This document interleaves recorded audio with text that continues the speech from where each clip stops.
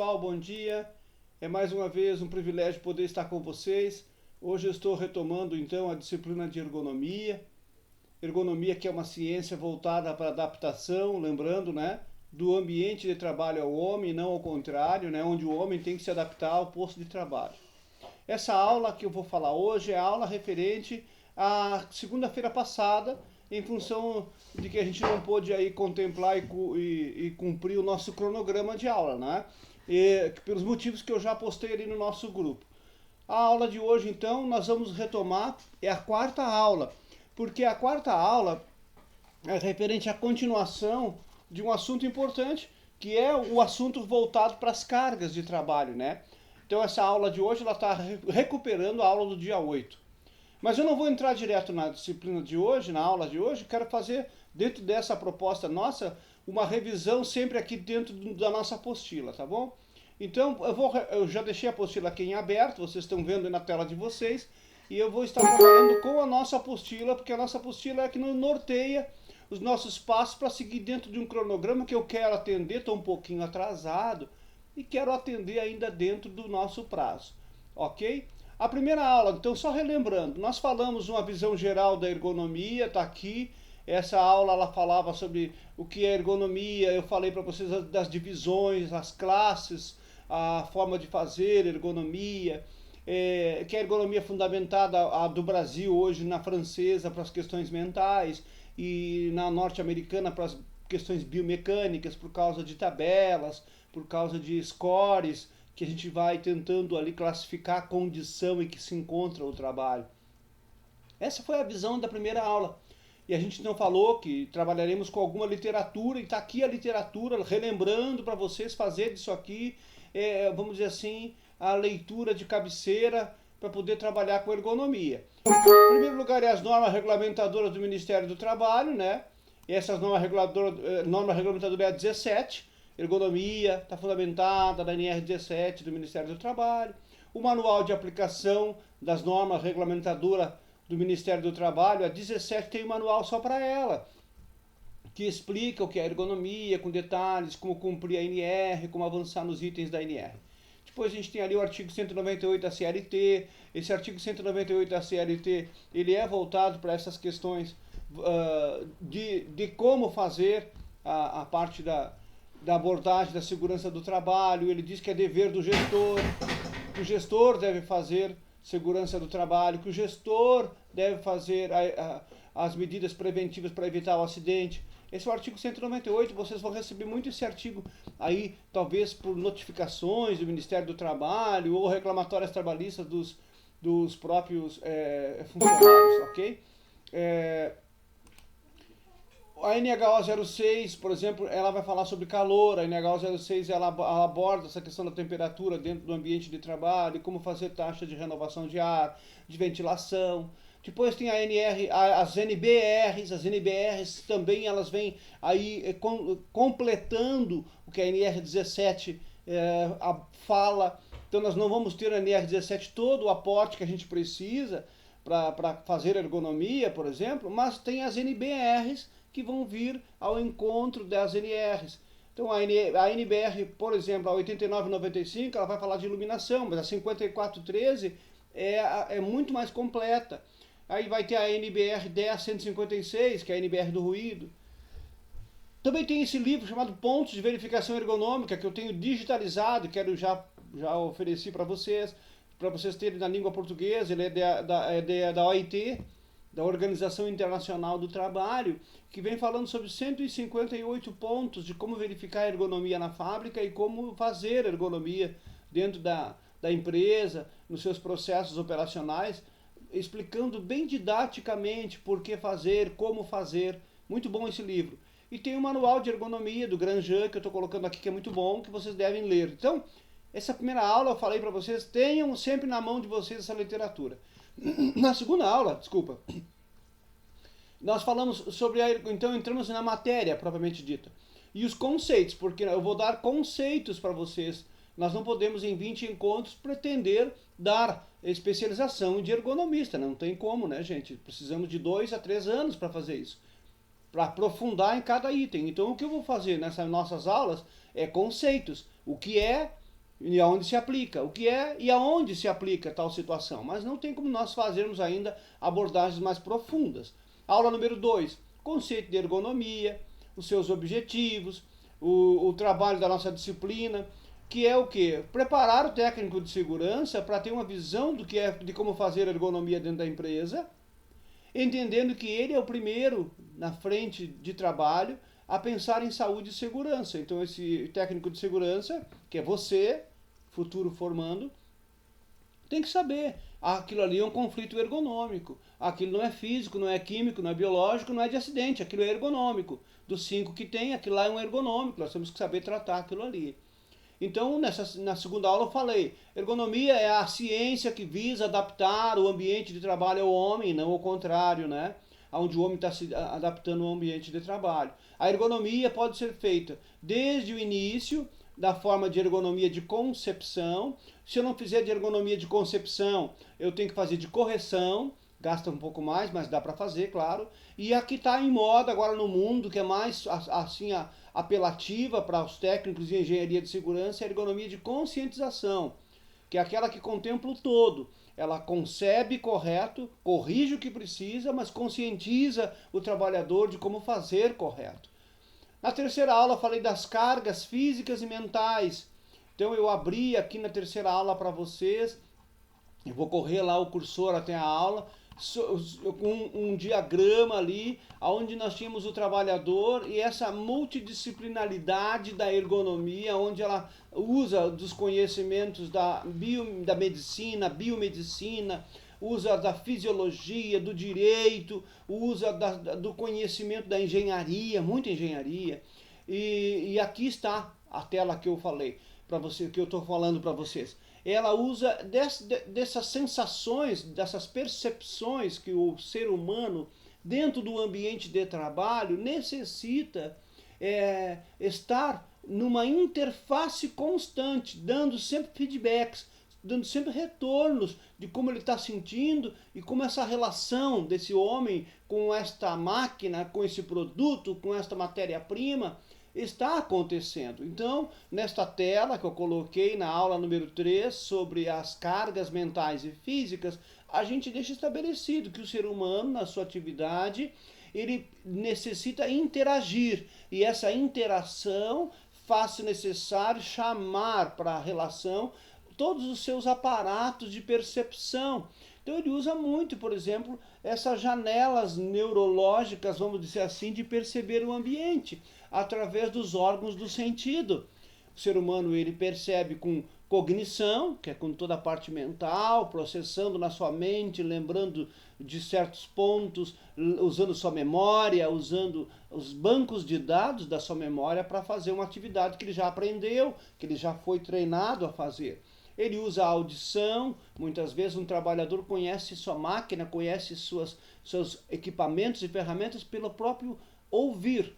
Visual, usa muito a visão, muitas vezes fazendo uma peça, olha, entra a iluminação aí, quanto de iluminação tem que ter para ter um bom retorno, uma boa qualidade, detalhes visuais e exigências visuais da tarefa. Olfato, nós nos relacionamos com o meio também através do sentir cheiros. Eu posso entrar num ambiente e ver, por exemplo, que a gente está com vazamento de um determinado produto químico, é um exemplo na área da segurança, né? Temos tal cheiro, é o cheirômetro que a gente diz, muito de recepção rápida do processo onde se está, no meio onde se está. Gustação, se sente gosto das coisas, né? O ser humano ele tem energia, ele gasta essa energia, quando ela gasta demais ele entra em fadiga, entra em cansaço.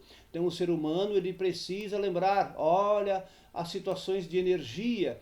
Cuidado, o gestor, o técnico de segurança, o engenheiro, se puder implantar processos onde o gasto energético se torne compatível com a condição daquele trabalhador, será melhor resultado não só no trabalhador, mas também no próprio produto que ele está fazendo, no meio que ele está se relacionando. Nós nos relacionamos através do tato. Quantas vezes é pelo tato, pela percepção e sensibilidade das mãos que se consegue resultados, especialmente na indústria da alimentação, na revisão de peças, na expedição. Tudo está interligado. Organizacional, nós temos o trabalho como um processo que leva o ser humano na relação de organização a ser bastante intensa. Talvez o foco mais importante da ergonomia nos últimos dias seja o processo organizacional do trabalho, que é o ritmo de fazer, como fazer, o aprender a fazer, os treinamentos para fazer, as horas de trabalho numa jornada normal ou horas extras para completar o que não foi possível dentro do normal. Então, o processo organizacional hoje está muito em foco. Qual é a filosofia de trabalho dessa empresa? É organizacional. É um processo de gerenciamento chamado descendente, aonde desde a sua cabeça central, lá em cima no gestor, até as bases do processo produtivo do pequeno trabalhador lá na máquina, nós temos o mesmo pensamento, a mesma regra se aplica a todos. É uma descendência de um processo organizacional onde todos falam a mesma língua e obedecem às regras. Isso é uma forma da organização estar pronta nesse trabalho. A horizontalidade das relações, como é feita, será que tem diferenças, né, entre as considerações que faz para alguns e para outros, ou todos são tratados no mesmo nível? Está dentro do processo organizacional. Então, a postura.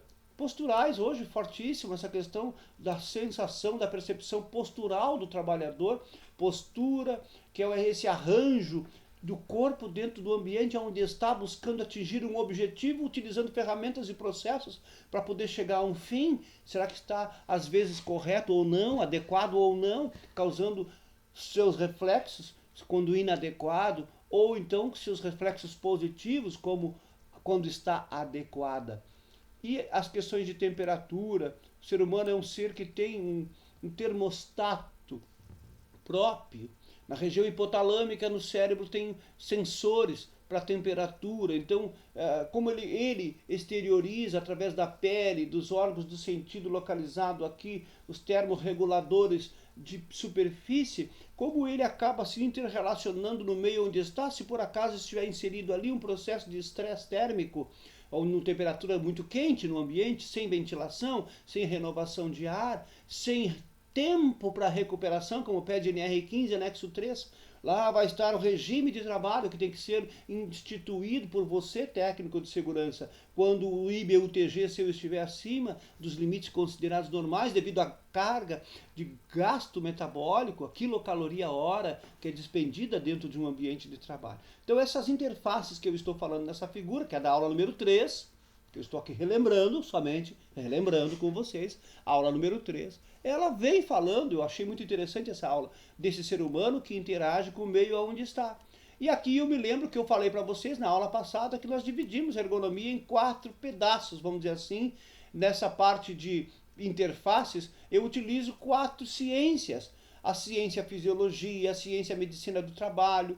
A gente usa, eu não vou ficar falando agora com detalhes, porque eu já falei na aula, né?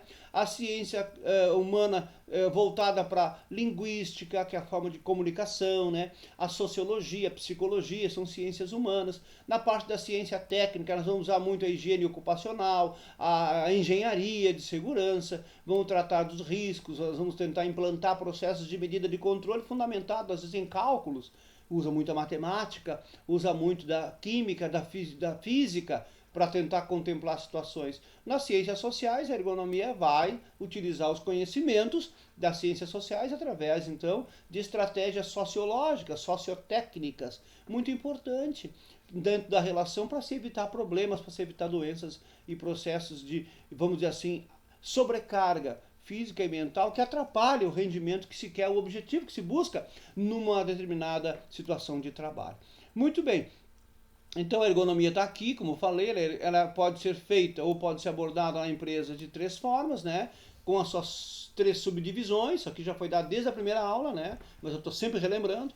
Faço ergonomia e abordo as questões físicas, que são as biomecânicas, os gestos, as posturas, as cargas. Eu faço ergonomia cognitiva, eu exijo desse ser humano enquanto mente, que ele lembre, que ele, quanto mais ele lembrar, mais fácil é a relação, quanto mais rápido ele lembrar e impor, vamos dizer assim, as suas estratégias mentais, melhor o resultado. E eu, enquanto gestor, se for o gestor, como eu posso fazer para facilitar esses processos e não houver cansaços mentais e um bom rendimento cognitivo, que é a memória, que é a criatividade, que é o lembrar, que é a gente ter sensações psíquicas, tudo está dentro do cognitivo.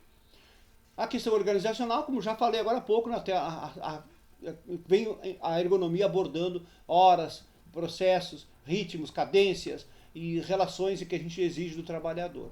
Aqui as 3 formas de fazer, né, que já abordei com vocês e falei agora há pouco. E agora essa tela aqui, essa parte aqui da nossa aula é muito importante. Eu pergunto em prova, até falei que falo, e em prova eu pergunto pelo menos esses 8 itens. É importante vocês saberem. Por que fazer ergonomia na empresa? Então, a gente não vai fazer ergonomia na empresa apenas porque quer dar conforto, já que ela é a ciência do conforto, que visa a adaptação do meio ambiente ao homem.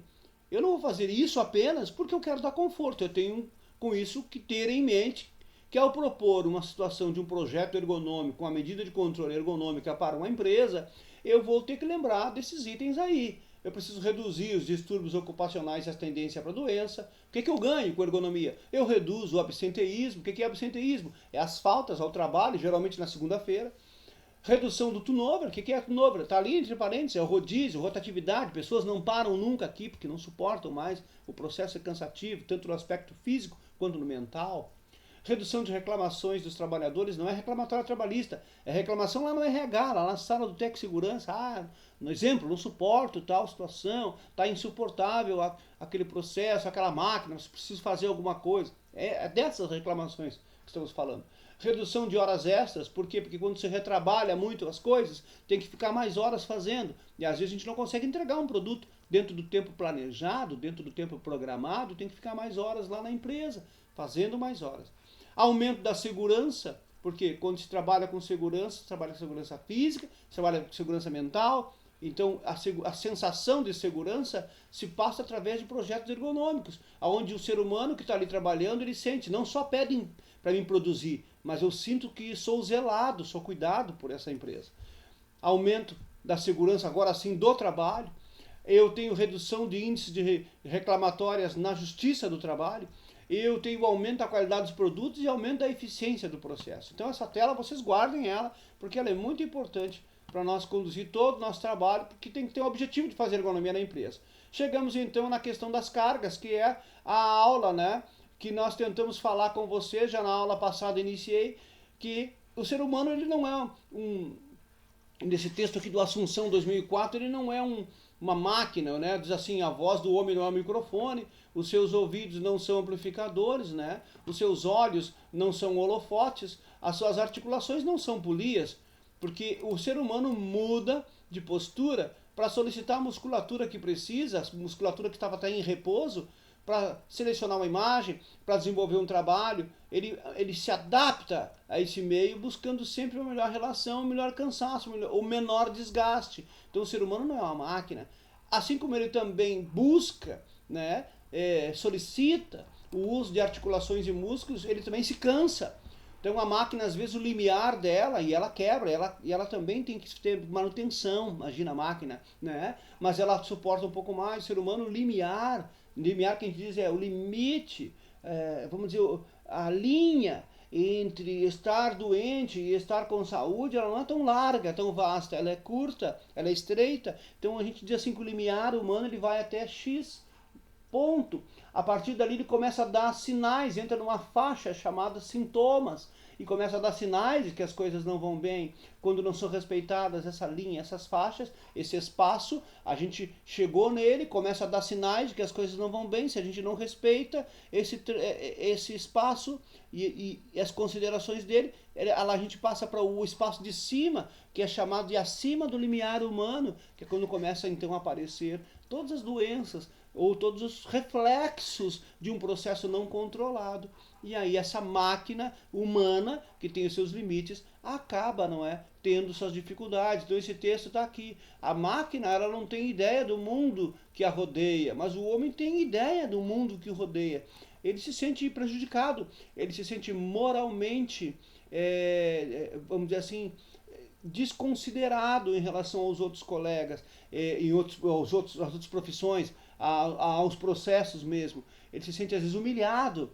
Então ele se sente desconsiderado por algumas coisas, porque ele tem percepção, porque o ser humano atrás da máquina também sonha. Ele também quer fazer viagem, ele também quer reconhecimento em salários bons, ele também quer reconhecimento de ser elogiado, ele também quer se sentir parte do meio e não apenas uma peça de descarte como uma máquina. Então o homem ele tem uma ideia do mundo que o rodeia e modifica este mundo e transforma esse mundo, diz o texto. Para quê? Para a sua ação.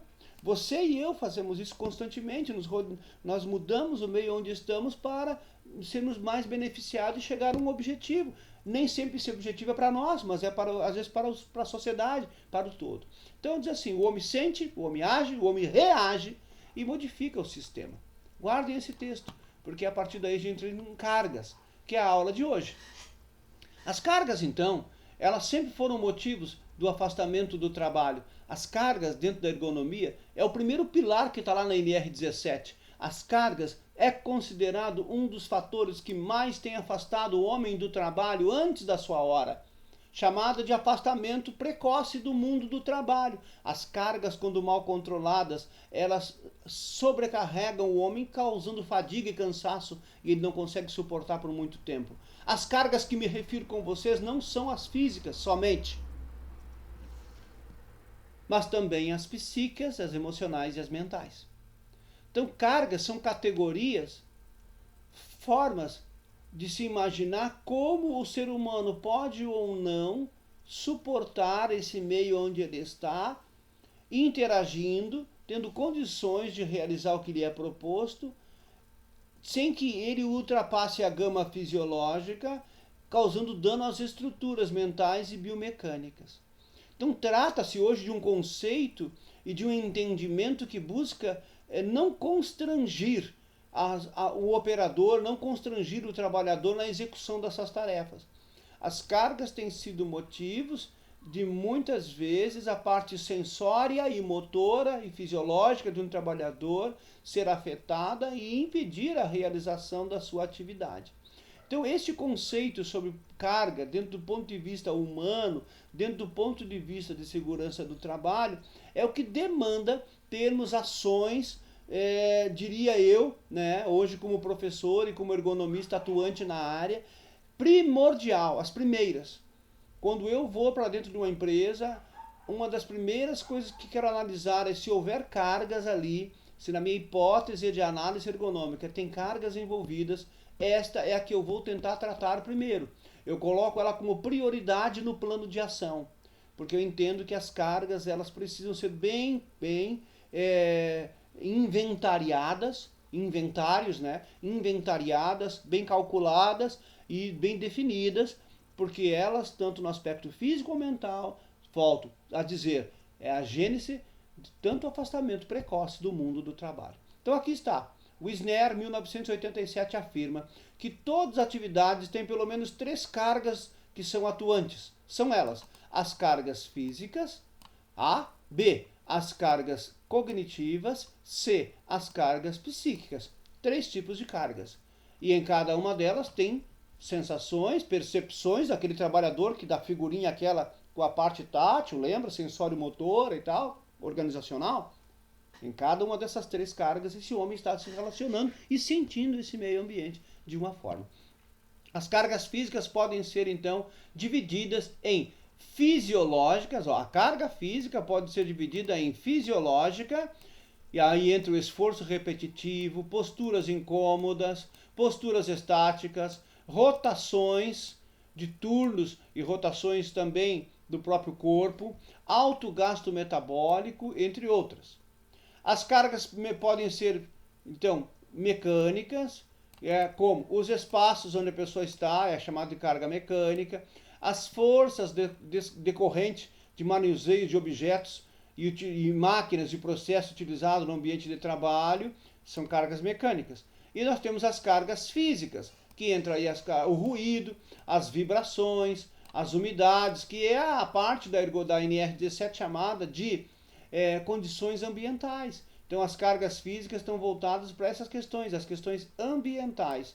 Nós temos as cargas químicas, e aí entraria poeira, gases, vapores, entre outros, é o risco químico. E nós temos agora as cargas biológicas. Nós temos aí, imagine, o Covid-19. É uma carga chamada biológica.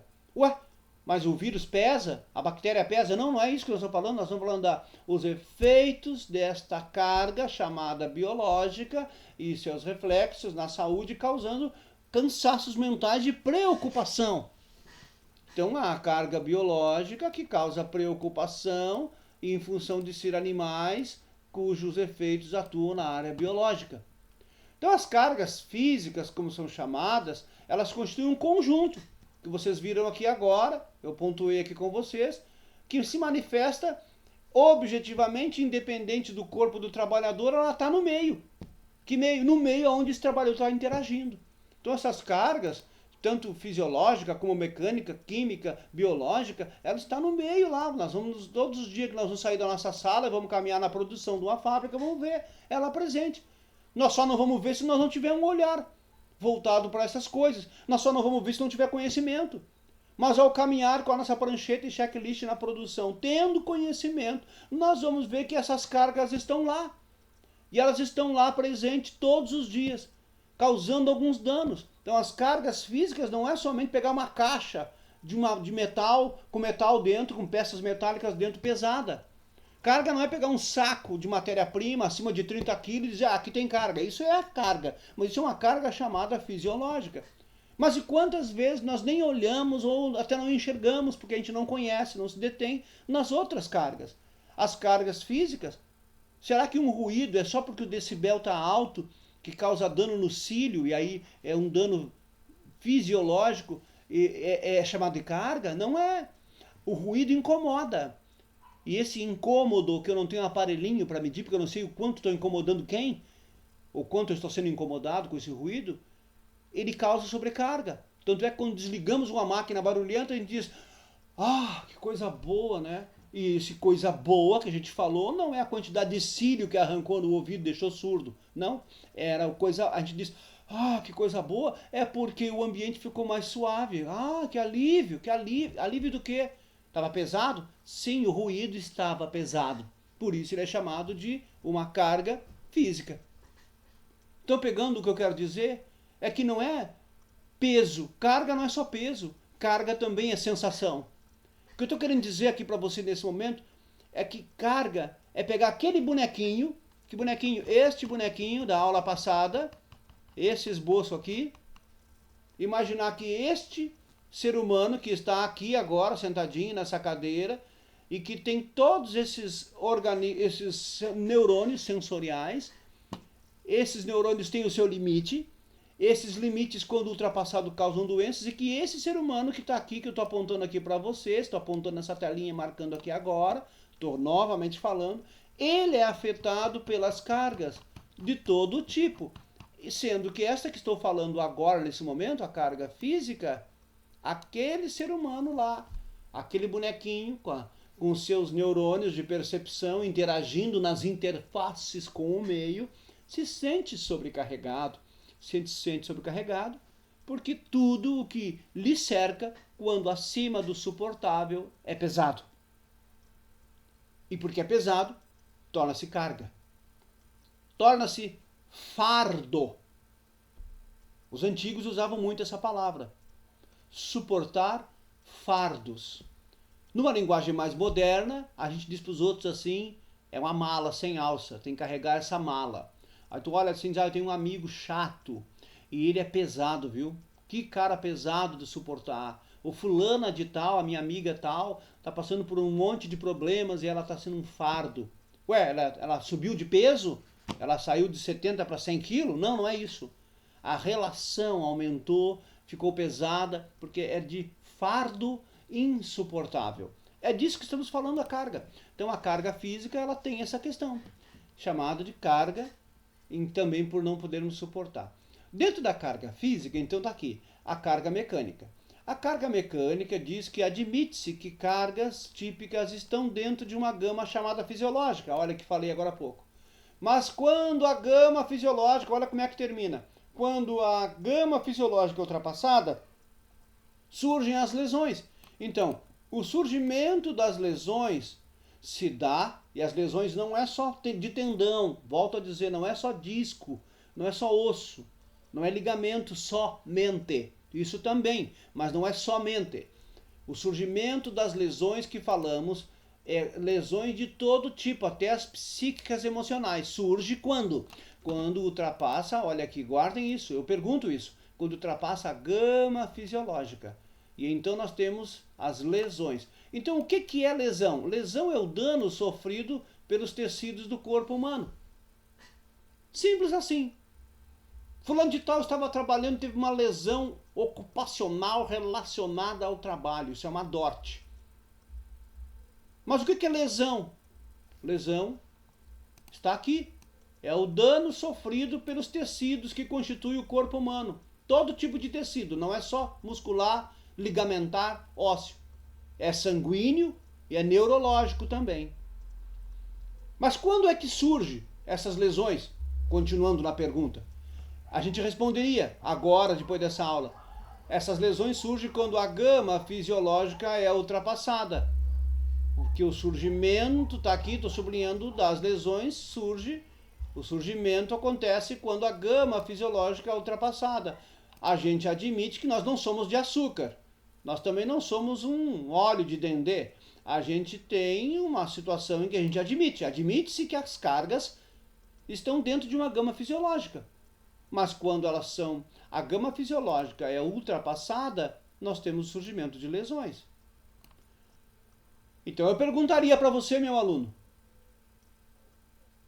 como é que a gente vai trabalhar com as cargas da empresa, nos processos organizacionais de trabalho? Mantendo elas dentro, responderiam para mim, dentro da gama fisiológica de suporte de cada um. Vou perguntar de novo. Uma vez que as lesões são os danos que o tecido humano sente, e ele sente essas lesões quando a gama fisiológica do processo ocupacional ela é ultrapassada. Como é que você, meu aluno, vai tratar de manter, vai evitar as lesões? Como é que você evita as lesões? É a pergunta. Você responderá para mim. Eu vou evitar as lesões mantendo as cargas dentro de uma gama fisiológica. Afinal, nem todos são de açúcar. A gente existe para trabalhar, para nos ocupar. Só que a função minha como técnico de segurança, engenheiro, higienista ocupacional, médico do trabalho, gestor local é olhar para esse trabalhador e ver, buscar, identificar se a gama fisiológica dele, trabalhador, está dentro do que é chamado limiar de suporte ou limiar de tolerância.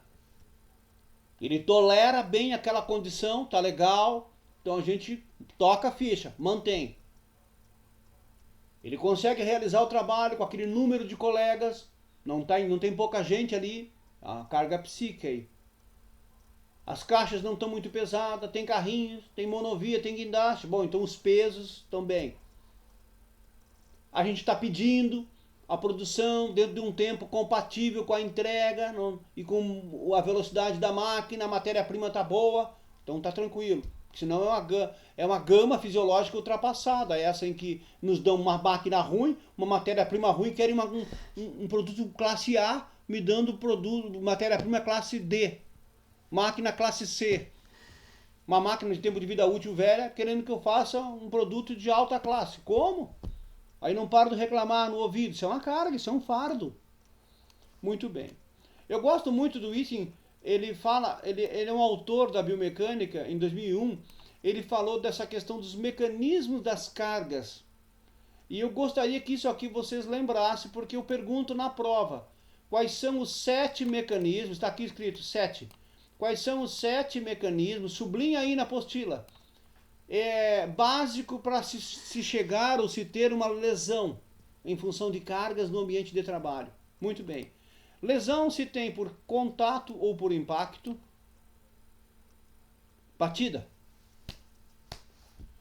Ou seja, um agente externo com alta energia contra o meu corpo, um corpo externo de alta energia contra o meu corpo, aumentando o impacto ou realizando um contato muito forte. leva a lesão. Sobrecarga dinâmica. Estou transportando fisicamente agora, biomecanicamente as cargas. E tenho que fazer isso de forma manual, não tenho carrinho, não tenho como deslocar isso. É uma sobrecarga dinâmica. Às vezes não é só deslocar entre postos uma carga. Às vezes é pegar na minha própria bancada de trabalho um produto pesado, tendo que usar as estruturas do meu corpo para realizar o movimento, realizar a ação. É uma sobrecarga dinâmica, é uma ação, é um movimento com carga associada. Movimentos com cargas associadas acima do limite suportável é uma sobrecarga dinâmica. Uso, superuso, chamado nos Estados Unidos de overuse. Superusar uma estrutura, movimentos repetitivos, associado ou não a cargas, causam danos, causam lesões? Sim, então o Witting diz isso. Um dos 7 mecanismos é superusar uma estrutura. Superuso. Vulnerabilidade estrutural. Aqui é uma coisa muito particular do corpo do trabalhador. Ou seja, há já na vida dele ou na sua constituição genética uma vulnerabilidade da estrutura de seu corpo. Exemplo, fulano estava trabalhando em determinado posto da expedição, embarcando cargas e de repente sentiu um estalo na coluna e foi para o médico e agora está afastado e na ressonância magnética apareceu uma imagem compatível com uma protusão somatosensorial ou do disco, do nível entre a coluna lombar, vértebra número 5 e sacral número 1. Vem para ti, tu olha e diz, mas como? Lá nós temos tudo controlado. Lá naquele setor tudo era tão calmo e as cargas tão suaves, pesos já tabelados. E aí fulano me tem essa lesão. É uma vulnerabilidade estrutural do fulano, causado no trabalho, pela ação de produtos que ele carregou, sob os nossos olhos, sob a nossa tutela. Mas havia uma vulnerabilidade estrutural nele.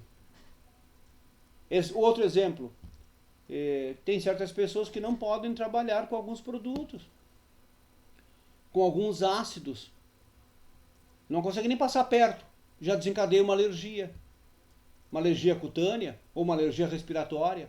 As alergias são condições vulneráveis de cada um. Tem gente que não sente nada, tem gente que vai sentir muito. E aí tu vai dizer, puxa vida, lá no meu PPRA o engenheiro nem pediu máscara, nem EPI para esse lugar, e agora deu tal problema. Mas é que era de vulnerabilidade estrutural, isso não estava dentro do programa de prevenção, porque a princípio não teria. Na população em geral, dentro de uma gama de uma amostragem boa, não se tem notícia disso, mas no entanto aquela pessoa teve. Então é a vulnerabilidade da pessoa. O Witting diz que isso é um dos 7 mecanismos em que as cargas causam dano. Inflexibilidade, aqui está uma outra palavra muito interessante. Inflexibilidade é tudo. Nós podemos pegar a inflexibilidade das comunicações, inflexibilidade nas relações, inflexibilidade nas ordens de comando, tudo certo. Mas também tem inflexibilidade nos postos de trabalho, com as ferramentas e equipamentos que se trabalha. Uma bancada rígida que não sobe, não desce, não inclina, é eu que tenho que me dobrar sobre ela. Estou fazendo o trabalho e eu preciso ver uma peça, exemplo, qual a minha visão exige de um controle visual grande, uma gráfica. Vamos imaginar uma impressora serigráfica. O camarada tem uma lâmpada enorme numa mesa de revisão. De lá para cá tem uma luz alta. Larga a peça em cima daquela mesa de vidro, do tampo de vidro, para ver a definição, da melhor definição daquele produto. E aí eu tenho que me dobrar, porque o tampo ele é reto, eu me dobro sobre o tampo. Inflexibilidade na mesa. Inflexibilidade das cadeiras. Inflexibilidade nas estandes onde eu boto os produtos, eu tenho que subir em cima de banquinho, em cima de escadinha para buscar. Inflexibilidade, às vezes, na própria ferramenta manual, uma ferramenta rígida que não se molda às necessidades da minha estrutura biomecânica. Inflexibilidades segundo ele, eu gosto muito desse autor, um dos 7 mecanismos das cargas que causam lesões. Desequilíbrio muscular, outra situação. Trabalhador fisicamente abalado ou acometido e a gente submetendo ele a exigências físicas e mentais de um trabalho, e ele, para não dizer não, para ele conquistar essa vaga, a época ainda de contrato dele, ele geme, ele se esconde atrás das pilhas de caixas, vai para o banheiro fazer a aplicação de água gelada nas estruturas do seu corpo, não fala nada, porque ele não pode perder a vaga, e através do seu desequilíbrio muscular, da sua constituição física, tem lesão sob os nossos olhos. Então é dele isso. Vulnerabilidade estrutural e desequilíbrio muscular é muito do trabalhador. Crescimento desproporcional, diz Whitting. Esse crescimento não é só o estirão de crescimento dos jovens, que a NR17 condena de jovens serem colocados em cargas.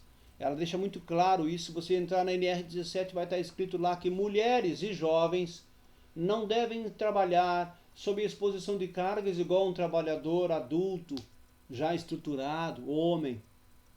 Mas por quê? Porque o homem é mais valente? Não, é que o tipo de fibra muscular do homem é para a força, e em maior quantidade.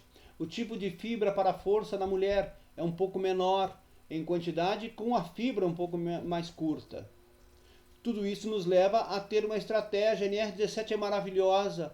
Ela não conseguiu aprofundar para nos dar detalhes, mas a gente avançando no conhecimento vê que cada dia mais ela tem razão de existir, graças a Deus e aos homens que criaram essa norma. Por quê?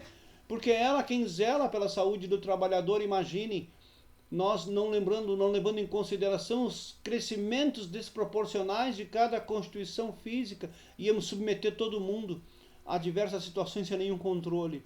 Então o crescimento desproporcional, as hipertrofias musculares, às vezes quando muito aceleradas, causam as lesões. Jogadores de futebol têm direto isso.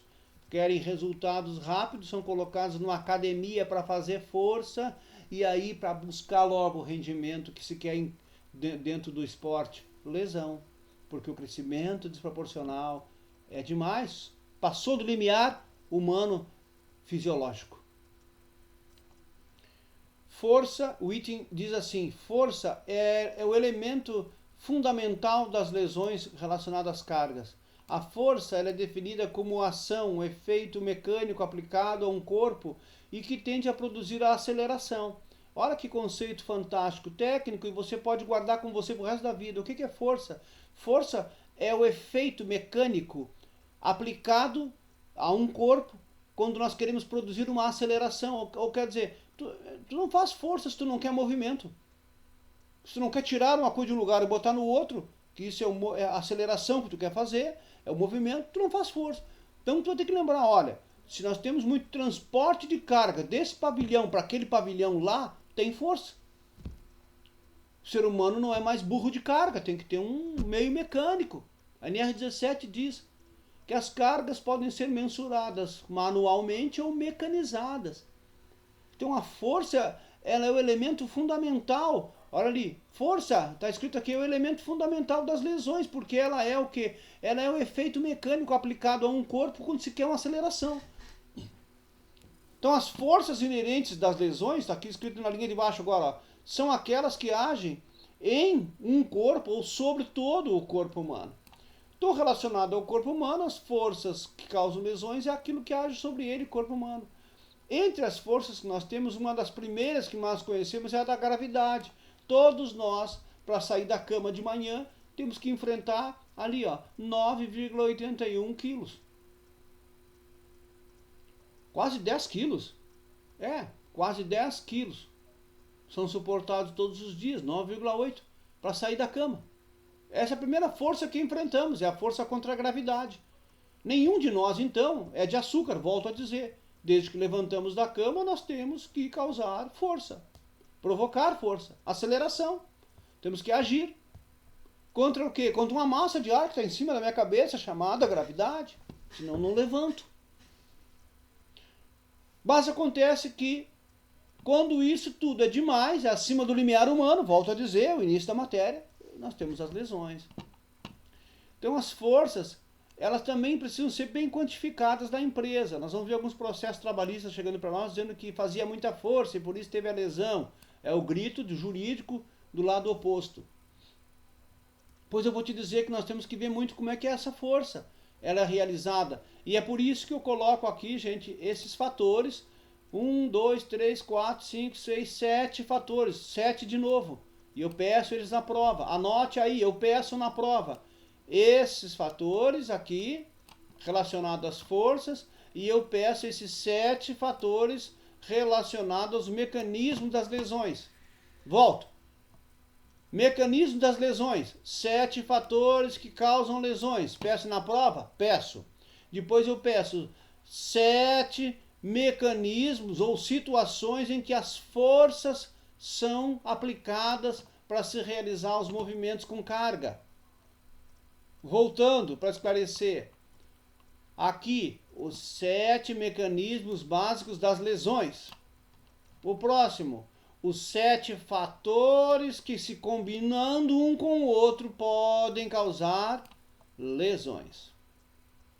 Aqui, 7 mecanismos básicos de lesão. Superusar um corpo, bater esse corpo, inflexibilidade do processo. No outro, a magnitude das cargas, o quanto de força foi aplicado, a magnitude da força.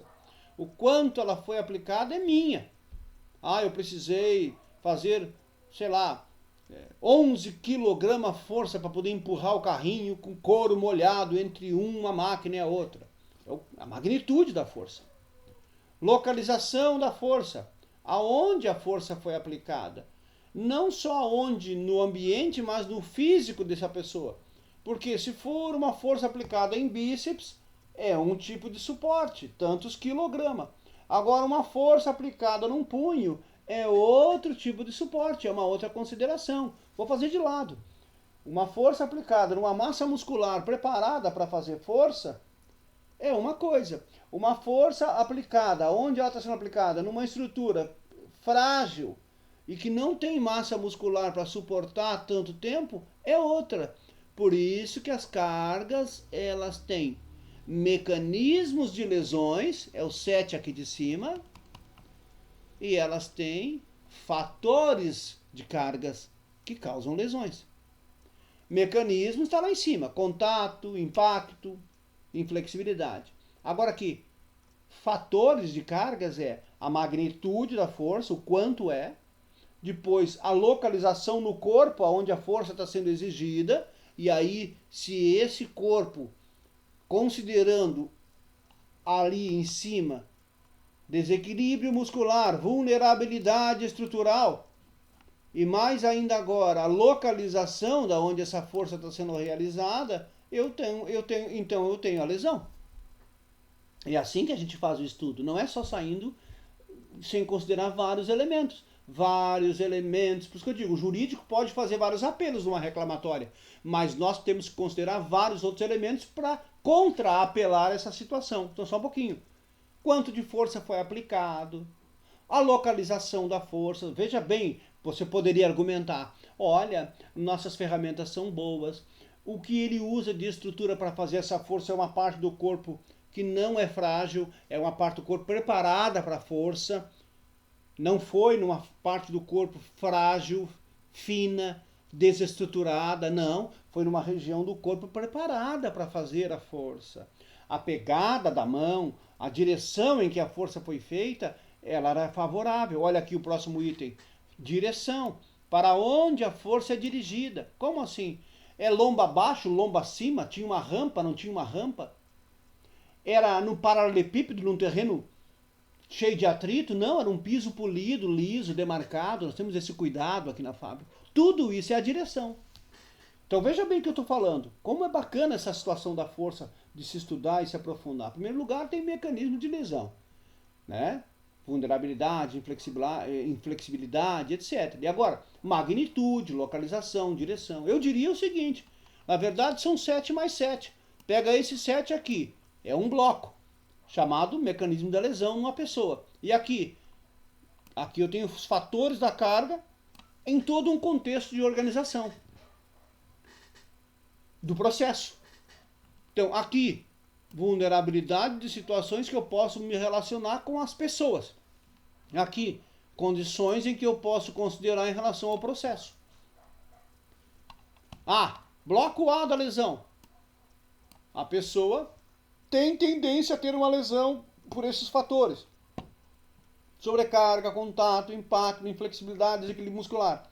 E aqui, o ambiente também não favorece ou favorece. Quanto? A magnitude, a localização, a direção, a duração. Porque olha aqui, a direção onde eu estava falando é para onde está indo, como se leva essa carga, como se desloca. Duração.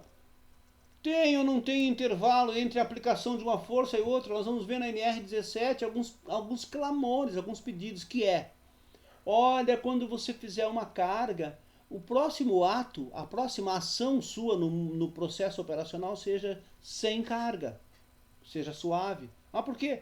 Para justamente quebrar a exposição e trabalharmos em cima da duração e frequência. Que é esses dois itens que estão aqui agora, ó. A duração e a frequência aplicada da força determina tudo. Então vamos supor, o quanto de força é aplicado em quilograma associado à quantidade de tempo em que se aplicou essa força também é um fator a ser considerado primordial na questão do controle das cargas. Então eu tenho direção, ótimo, tem que controlar a direção, estudar a direção em que a carga está indo. Inclusive, digo mais, os fluxos de produção, se são em linha, se são cruzados, são em Z, são em zigue-zague, tudo isso são formas de julgar uma carga. Então nós temos que orientar o nosso trabalhador e a nossa empresa. Olha, os nossos fluxos de produção não pode estar indo e vindo o produto. Exemplo, semana passada eu fiz um curtume. A pessoa me diz, olha, eu preciso ir e vir várias vezes com esse artigo chamado pele ao fulão de tingimento. Aí a gente olha ela e, puxa, mas então eu pego esse carrinho, levo lá, isso. Aí eu tombo lá 400 e poucas peles molhadas, ela tem um peso, trago para cá, passo nessa máquina chamada enxugadeira, tá aqui longe, enxugo, volta de novo para lá, tinge mais um pouco, não ficou bom, vem para cá, às vezes faz 6, 7 vezes isso. Isso é chamado de cruzamento da carga. A carga não para de ir e vir para depois ser considerada pronta.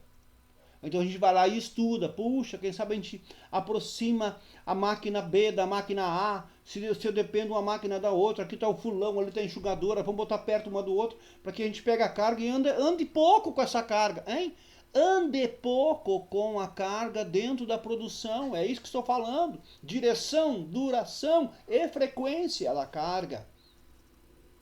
Nós temos que ter isso na nossa mão, porque a partir do ano que vem nós vamos ter um GRO, o Gerenciamento do Risco Ocupacional, que nos leva a um PGR, o Programa de Gerenciamento desse Risco. E esse programa de gerenciamento desse risco que nós inventariamos, que é chamado de carga, se ele existir, por exemplo, na aula de hoje é a carga, esses fatores nós vamos ter eles dentro de um plano de ação controlado. Não se está negando a existência de um risco, não se está negando aqui a existência de fatores de risco dentro do ambiente de trabalho. O que se está negando e não se admite mais é que esses riscos estejam sem controle. Senhoras e senhores, todos nós estamos expostos a risco todos os dias. Ao sair de casa ou até dentro de casa estamos expostos a risco. Quanto a isso nós não temos dúvida. O problema é que o risco descontrolado se transforma em perigo. Então os perigos têm que ser controlados. Perigos controlados com medidas de ações certas, não se tem lesão. Se tem lesão, já está claro isso. Só se tem lesão é quando os perigos estão descontrolados.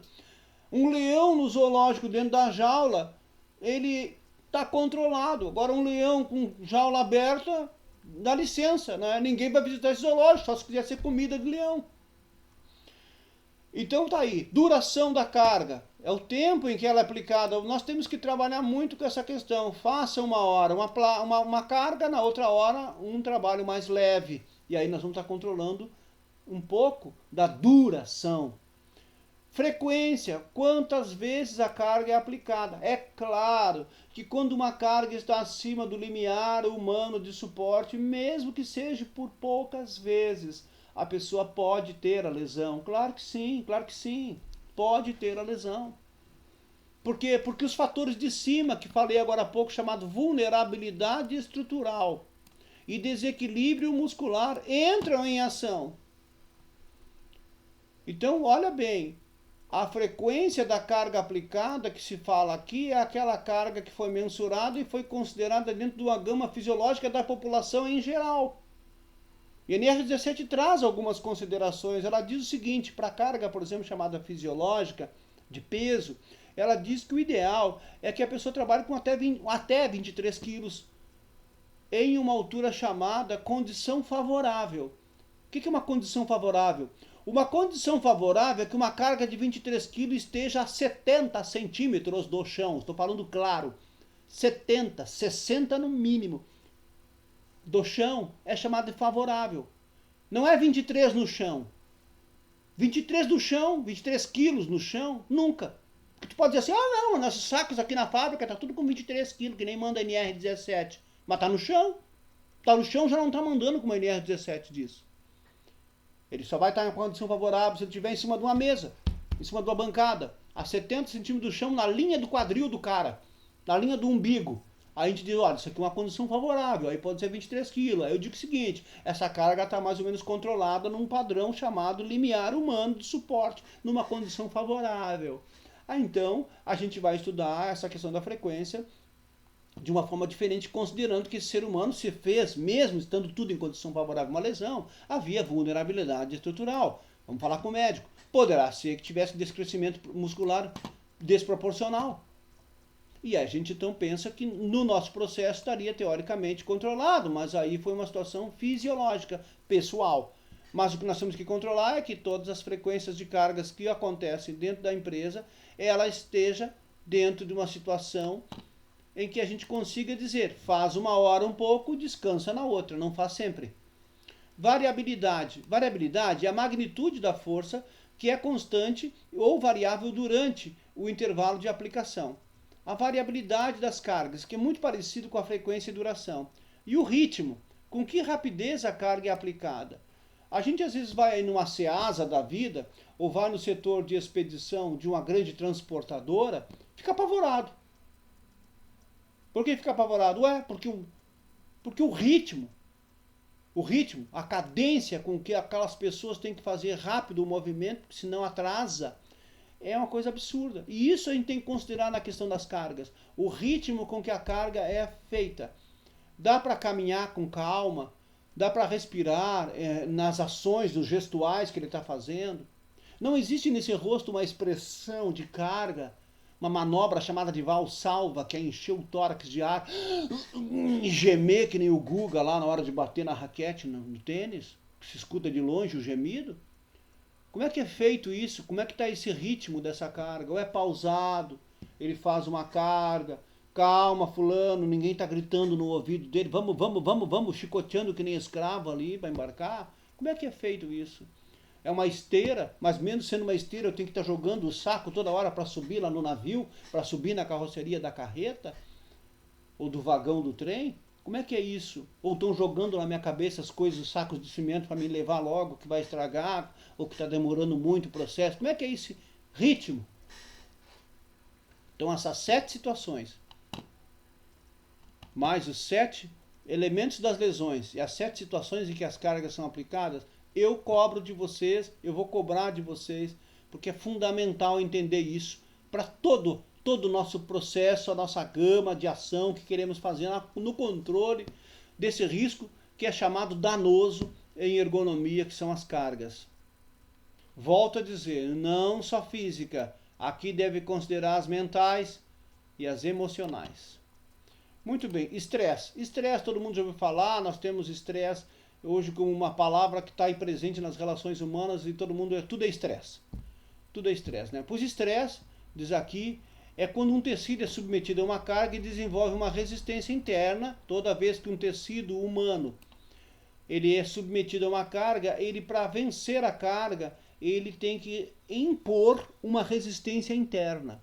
Quando a resistência interna ela é insuportável, ou ela já se desgastou, ela fadigou, nós temos o estresse. O que é o estresse? O estresse é a resistência interna para as cargas que foram então agora ultrapassados ou deixaram de existir ou se desgastou. quê? Toda vez que eu vou aplicar uma força, uma carga, e não é só física, mas mental também, dentro de mim tem que ter uma resistência para esta carga não me vencer. Exemplo, na parte da carga peso fisiológica. Vou pegar uma carga. Se eu, ao pegar esta carga, não tiver uma estrutura resistindo a esta carga, se a estrutura não tiver boa resistência, nós não vencemos a carga, não realizamos a aceleração, não realizamos o movimento da carga. Tem que ter uma resistência. Ok. Quando a minha resistência cansa, deixa de existir, ou não suporta mais a carga, nós temos o estresse. Então tu vai lá no teu médico, diz, eu não aguento mais tal situação lá na família, assim, ele vai estar estressado, está em estresse. O que é isso, doutor? Estresse é a gama fisiológica de resistência que está deixando de existir. Então os estresses, né, existem todos os dias dentro do processo de carga na empresa. O que nós temos que trabalhar às vezes com o nosso trabalhador, ou é a resistência, ou é o que nós temos hoje uma palavra muito forte, que é a resiliência. Resistência, resiliência, são formas de aumentar a nossa, vamos dizer assim, nossa margem de distanciamento para o surgimento do estresse. Fadigas, muito parecido com o estresse, está aqui outro conceito, Ítero e Ida, 2000 diz que os tecidos humanos, incluindo o tecido biológico, quando submetido a carga repetida, acima do certo limiar, sempre essa palavra está aparecendo, se experimenta uma fadiga. E fadiga, então, é a menor capacidade para suportar as cargas aplicadas. Então você vai dizer, olha, aquele tal processo está fadigando o pessoal. O que está causando? Ele está diminuindo a capacidade de suportar as forças lá, e eles não conseguem mais fazer o que faziam antes, da mesma forma como faziam antes. Então o que eu estou sentindo é uma fadiga. Mas que fadiga? O que está acontecendo com tal setor? Olha, nós aumentamos a produção, não aumentamos o número de funcionários, não melhoramos as máquinas, e o que nós estamos tendo agora é um alto índice de pessoas faltando ao trabalho. Olha aí, por que fazer ergonomia na empresa? Para reduzir as faltas ao trabalho. Esse é um dos motivos. As fadigas. Aí você vai dizer, então lá naquele setor, ninguém mais está parando lá. Olha aí, por que fazer ergonomia? Para parar com a rotatividade, que é o turnover, lá naquele posto. Por quê? Porque a fadiga lá está alta. Um bom estudo ergonômico reduz essa fadiga. Reduzindo a fadiga, eu elimino aqueles agentes lá que é o porquê fazer ergonomia na empresa. Então, reduzimos fadiga? Sim. Reduzimos fadiga é aumentando, então, a capacidade, não é, de suportar as forças. Porque quando eu tenho o estresse, que é a ausência da resistência interna para suportar as cargas, e quando eu tenho uma menor capacidade de suportar as cargas, eu tenho fadiga. Então, estresse e fadiga são os elementos a serem combatidos com estudos de cargas físicas e mentais pela ergonomia. Pressão. Pressão, Grandjean, está aí o manual de ergonomia do Grandjean, 1998, diz que levando-se em conta que muitas lesões ocorrem como resultado do impacto de um objeto sobre o outro, as pressões por impacto, por contato, sobre as superfícies humanas, elas são responsáveis pelas lesões. Então, com o aumento da área de aplicação, se diminui a probabilidade de lesões. Preste atenção nessa frase, sublinha ela, vou cobrar. O quê? No aspecto sobre pressão, que o Grandjean fala, o aumento das áreas de superfície do corpo tem probabilidade de diminuir as lesões. Exemplo, sempre dando exemplo. Vou mostrar para vocês. Vou pegar aqui uma caneta. Imaginar que essa caneta é uma chave de fenda. Eu não tenho chave de fenda aqui. E que eu estou trabalhando com o cabo da chave. Vou pegar uma chavezinha de fenda aqui para mostrar para vocês o que eu quero dizer. Aqui.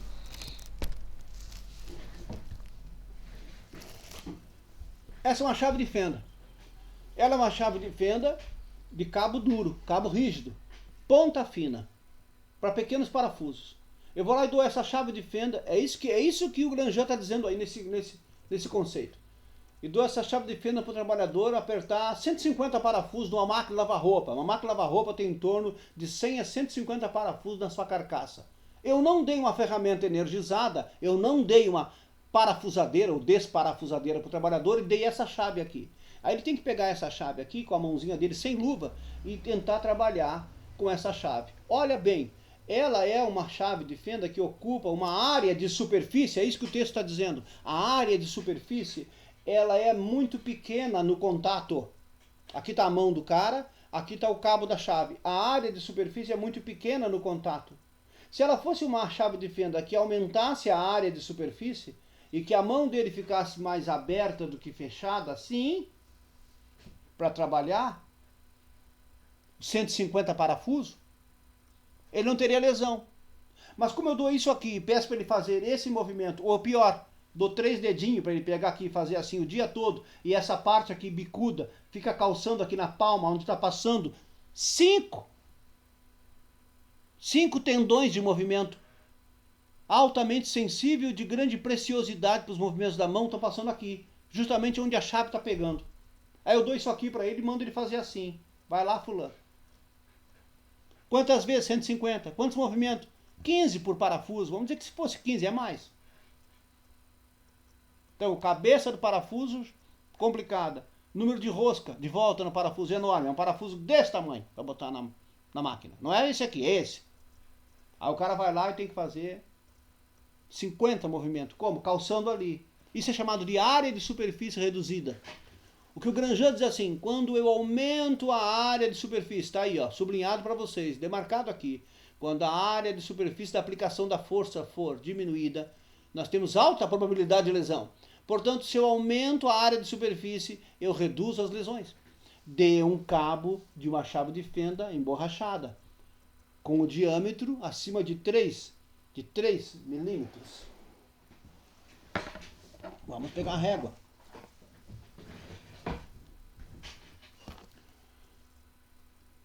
Perdão, 3 milímetros não, 3 centímetros. 1, 2, 3. Esse é o diâmetro do cabo da chave de fenda. Pelo menos. Então eu teria que ter pelo menos um cabo emborrachado, com um diâmetro arredondado, para que a mão não apertasse as estruturas do túnel do carpo, para que a região palmar não ficasse sendo apertada pela própria ferramenta que não é emborrachada, que não traz conforto. É isso que o Grandjean está falando. Não é fantástico se fazer ergonomia? Não é maravilhoso se estudar ergonomia? Não apenas saber de uma palavra simples jogada ao vento, mas estudar esses detalhes. Quantas vezes você nem notou isso ou até notou na sua vida particular? Ah, se eu tivesse uma chave boa que pegasse e pudesse me dar uma boa empunhadura, pegada boa na mão, é a área de superfície aumentada. Nós melhoraríamos tanto a vida dos trabalhadores.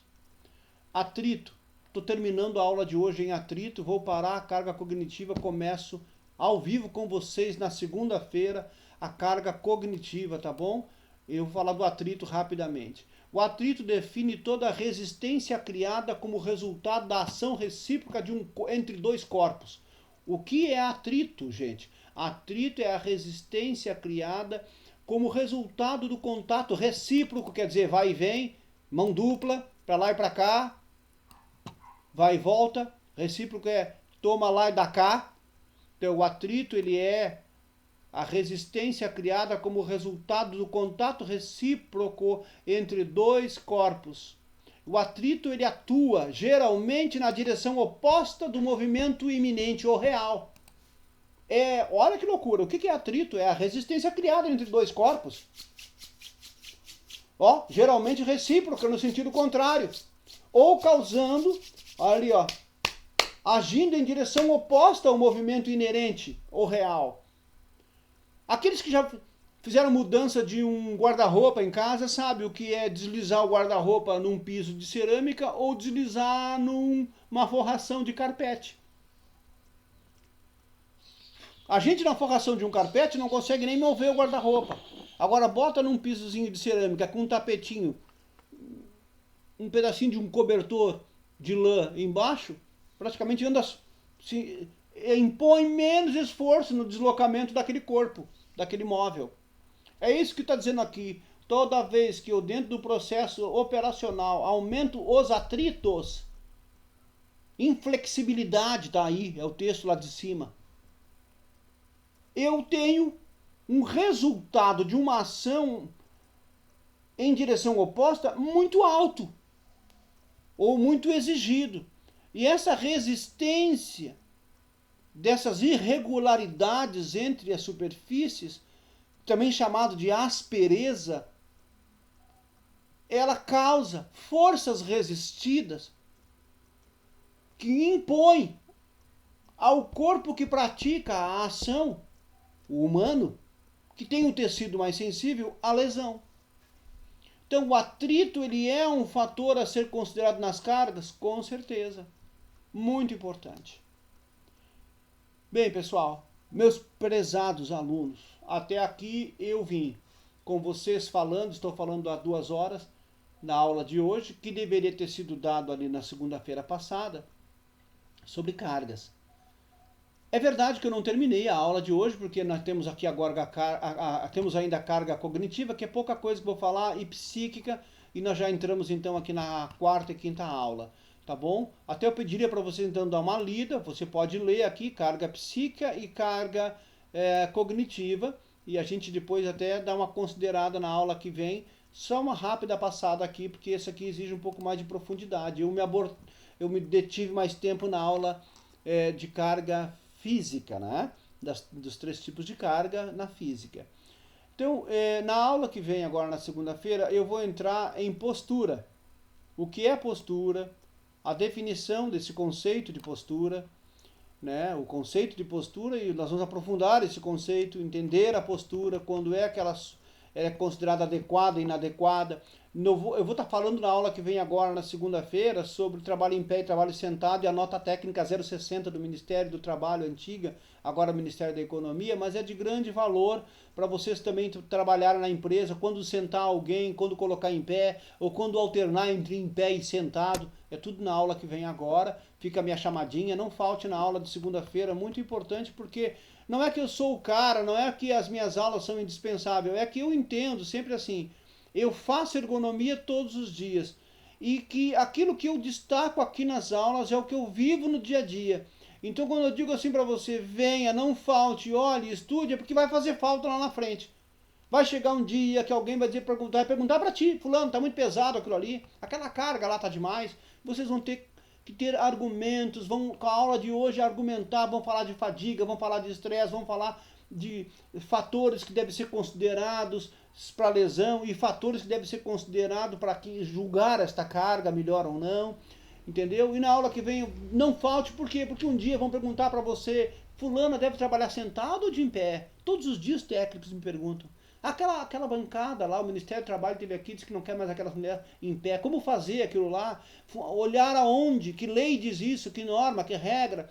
Aula que vem, tá? Na aula que vem nós vamos falar de tudo isso. Um bom restante de semana para todos. Fiquem com Deus. Não esqueça, álcool gel nas mãos, lavar as mãos, máscara no rosto, se distanciar um pouquinho das pessoas, fisicamente, mas não emocionalmente. E tudo vai dar certo, logo nós vamos comemorar nossa grande vitória sobre tudo isso. Forte abraço.